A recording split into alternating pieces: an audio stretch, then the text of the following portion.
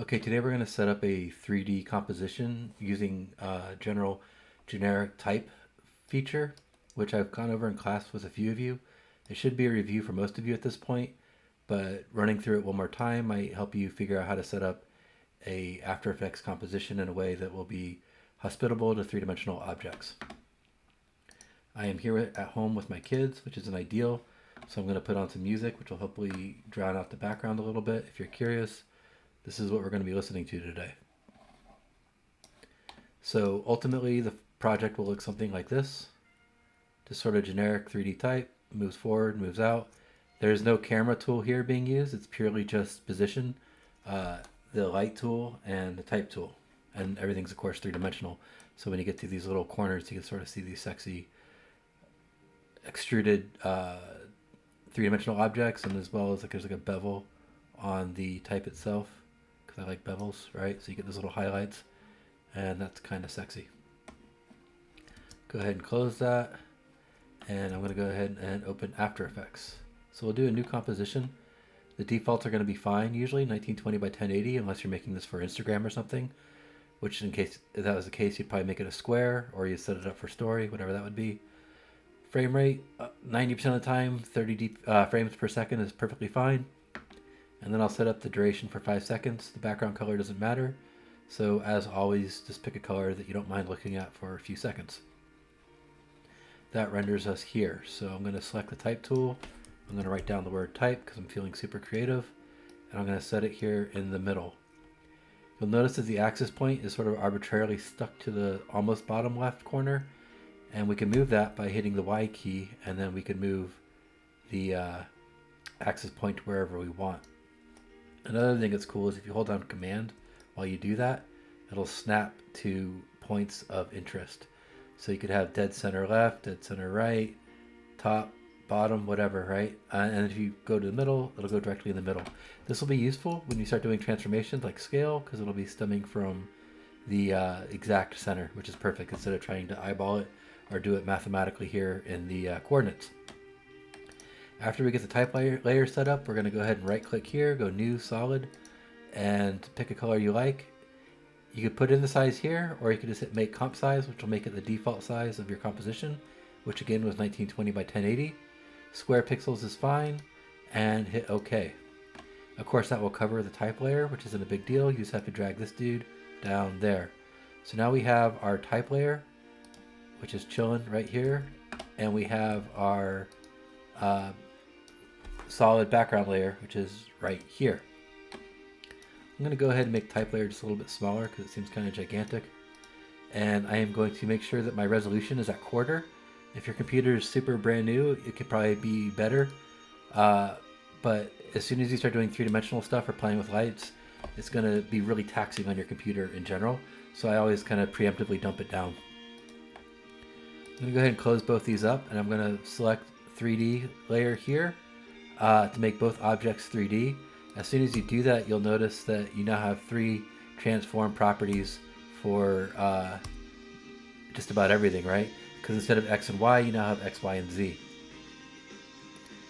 If you go to your view options right here and set it to 2 views horizontal, you'll see this is our active camera view. And on the left is sort of the top view, as if you're sitting in a catwalk above the stage. This long skinny dude here is actually the solid layer, and the type layer here is that little dude right there. So we're going to push the wall further back so that there's something for it to be on top of. So I'm going to go ahead and go to the solid layer. I'm going to hit P for position, and I am going to push it way back in space. And it'll look like it's getting smaller, but in reality it just looks smaller because it's further away, right? That's pretty self-explanatory. After you do that, I'm going to hit S for scale, and I'm going to make it way bigger. So it looks like it's not pushed back at all. And while we're doing that, will make sense later. So we have our 3D type, and you can tell it's 3D by the options for rotating now. Start to do things like set up skewed angles, as if you're kind of like walking down an alley or whatever. You could also sort of make it bow, kind of do whatever you want as if it was a 3D object. I'm going to go ahead and go back to one view so we can focus on the type for a second. I'm going to set all these dudes back to 0.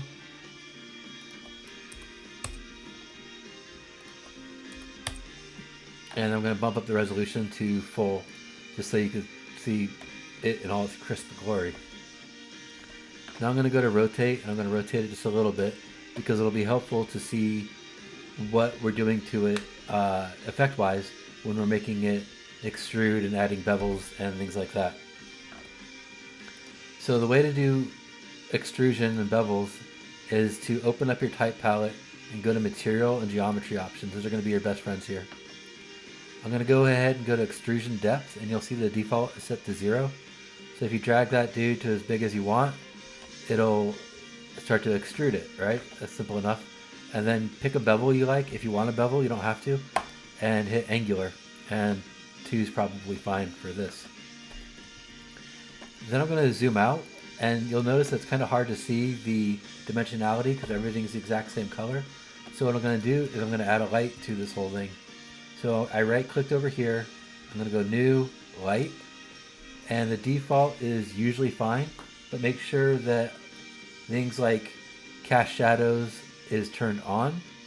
And after you make it, if you don't like it, you could kill it and make a new one. And you can play with the intensity, the fall off, the cone, all that kind of stuff. But I'm just going to leave these guys alone, keep it as a spotlight, and make sure cast shadows is on. As soon as you do that, you'll see that you now have dimensionality being exposed with both the bevels and the extrusion, as well as things happening to the background. So if you take this and we rotate it a little further, we'll probably be able to see it a little better. All right, that's kind of sexy right off the bat. Next, we're going to go back to 2 views, horizontal, and you'll see there's your object that you made, your typography that's 3-dimensional with the extruded 3 dimensions. And if you want to play with it just real quick, you can just go do your geometry options and blow it out, and you'll see that it's actually blowing out on the top view, right? But that's probably way too big. But that was sort of just an illustration of how it works. So pick a size that you like that makes sense. And next we are going to go to material options.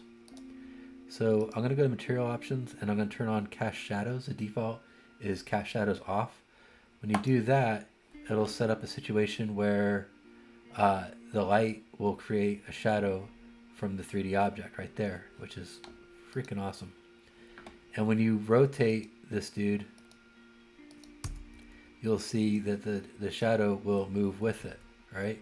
That's really, really, really powerful and useful when you're dealing with things that have lights and 3-dimensionality. Now, it's a little dark, and that is probably simply just because of the position of the light.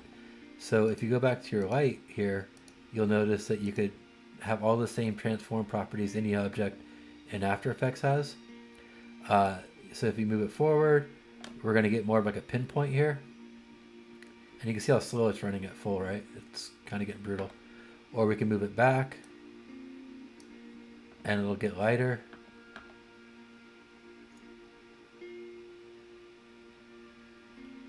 And basically just play with it and find like a position that you like that makes sense for your composition, right?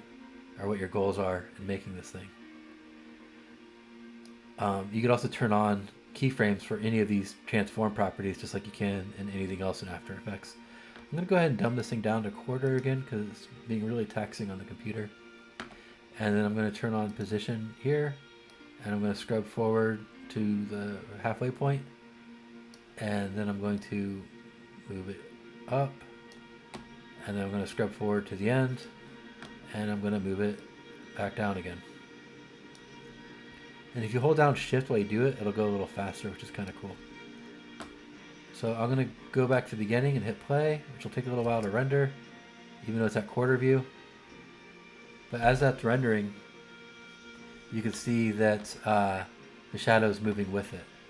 And we don't need to wait to watch the entire thing here, so I'm just going to go ahead and pinch it a little bit so we can see just a chunk, right? So if you isolate that part of the timeline, it'll play just that part of the timeline, and it'll render a lot faster. Right? Kind of awesome. Move that over here. Try the same thing.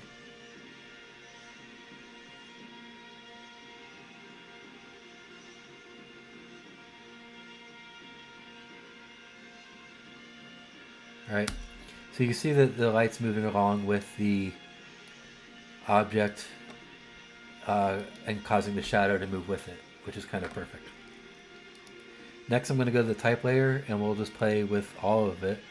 I'll go ahead and play with rotation because that's kind of an easy one. And I'll set rotation to 0. So we're starting at 0. And I will turn on the keyframe and I will go to the halfway point and I will rotate it a few times. And then I'll go to the end and I will set it back to 0.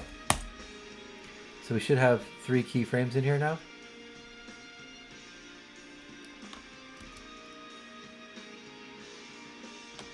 Alright. Cool. I'm going to play with scale as well. So I'll hit S for scale and I'll set it to, I'm going to set it to 0. And I'm going to turn it on. And I'm going to go to 10 seconds and I'm going to make it 500. So it's coming way at us really super quick. I'll have it go down to 100. And each time I change these number values, you see that the keyframes are being added automatically. And then I'm going to go to the end and I will set it to, I don't know, 50. We'll try that.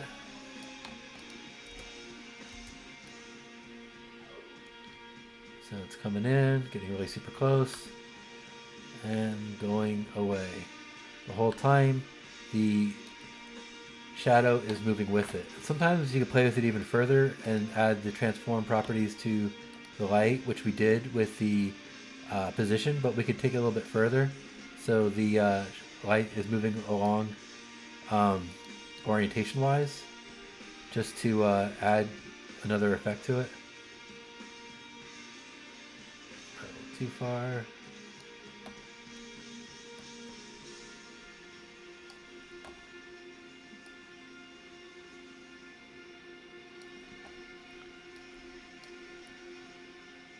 Set it back to 0 at the end. Once we're happy with that, I'm going to go ahead and add it to render queue, and that is what is it? Option Command M should open up render queue, or is it Shift Command M? Sorry. Shift Option M? What is it? Sorry guys. Let's go back to After Effects. Shift Option Command M. Alright. Yeah, Shift Option. Shift Command M. Haha! There it is.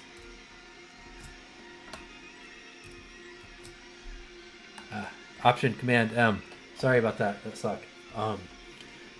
Only a little bit awkward, but this is the furthest I've gotten in the actual video, so I'm going to keep rolling with it. If you don't know, and a couple of you evidently don't, the default is H.264. Please make sure it's H.264. Select somewhere you want to save it. Call it something that will make sense. And once it's selected, hit play to actually start rendering it. And I am not going to make us watch the entire render video, so we will come back to it in a second.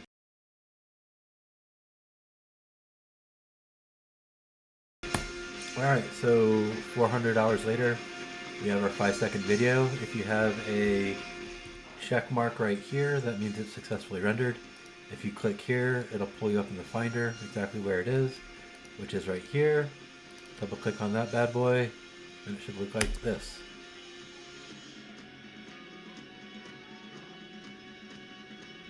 Right? That's pretty much it. I'll walk you through a couple more demos here in a moment, but that is how you make a 3D object with a camera and a background. Without a camera. 3D object without a camera, a light, and a background for it. So that's it for this one. Thanks.